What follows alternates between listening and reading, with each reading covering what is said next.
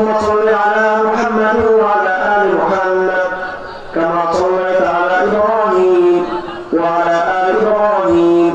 إنك حميد مجيد اللهم بارك على محمد وعلى آل محمد كما باركت على إبراهيم وعلى آل إبراهيم إنك حميد مجيد